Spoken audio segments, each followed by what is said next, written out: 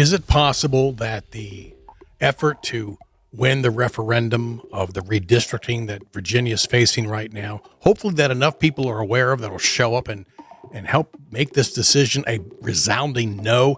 Is it possible that that can happen? I mean, there's a lot of things that indicate that it can't. Let's talk about that.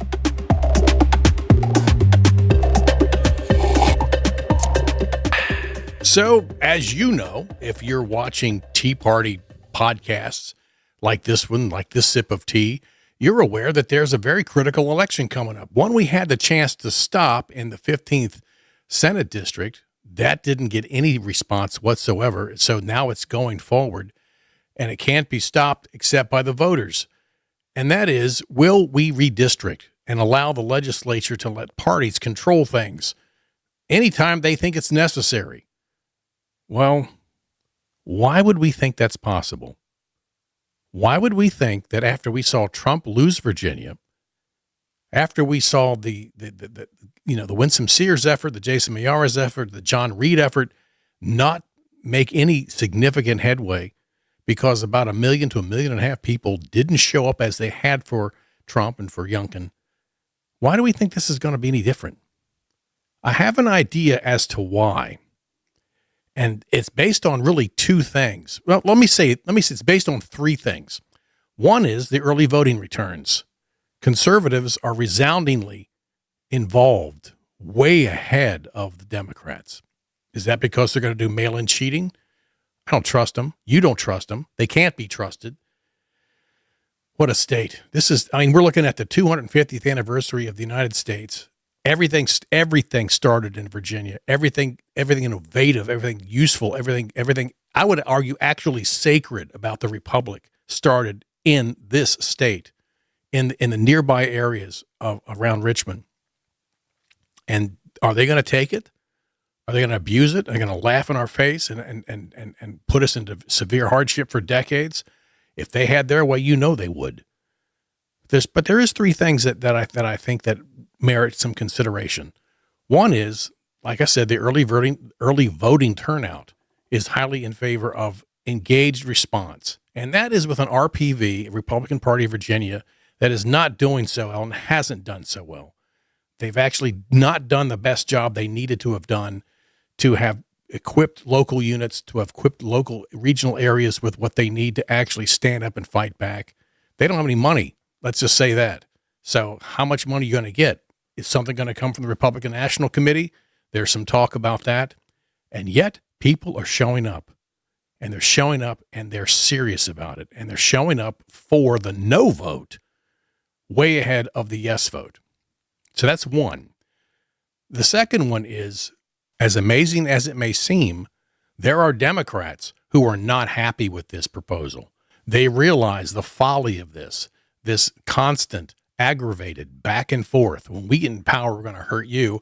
When we get back in power, we're going to hurt you.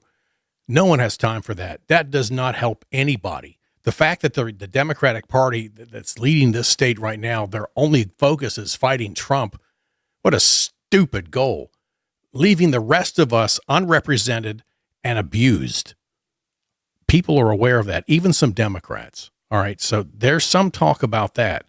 And the third thing is the organic nature of the response.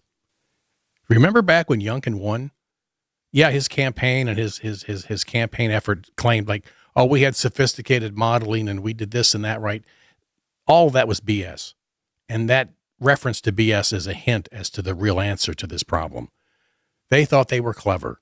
What they did is they woke up people who typically don't pay attention. They've got lives to lead, families to run, businesses to run, other focuses.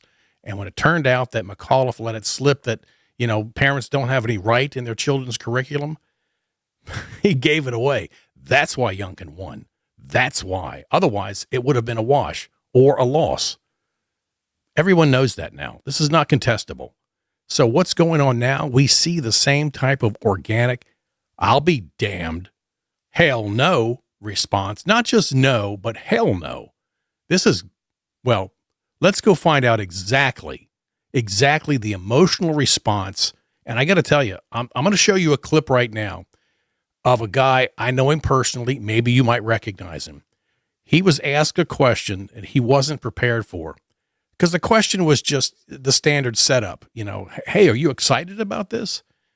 Let's take a look at his organic, true to heart answer. And it's not unique. What this person said was spontaneous and serious, and is echoed amongst most, if not all of us, about how outrageous and how much BS, there's the hint, is involved in this. Let's take a look. Hey, we're hanging out here in Goochland at the county courthouse at the administration building, as a matter of fact. I'm with the Goochland County Chairman, Buddy Bishop, and we are out here to get people to do what? Hold it up. Vote no. Voting begins today. Don't worry about what you may have heard about anybody else. We are here to vote starting today. We want you to come out and vote no against this unconstitutional gerrymandering scheme. That's exactly what it is. Buddy, are you excited about this? I'm angry about it. This is bullshit. Vote no, vote now, as often and as early as you can. I agree with him. As always, it's a math problem. It's a show up problem. It's a balance of who has the majority. That's the question. If you're voting no, and you damn well better be, you need to bring people with you. You need to help people get to the polls. There are signs and stuff going up. There's not enough money for it, but there is talk about it and there is buzz about it. Be part of the buzz. Be part of the invitation to show up. Let's get this done, because without it, Virginia is in the toilet at the absolute worst point in history as possible. A 250th celebration of the United States in Virginia is down with the left and the communists and the Marxists and the idiots. That's bullshit.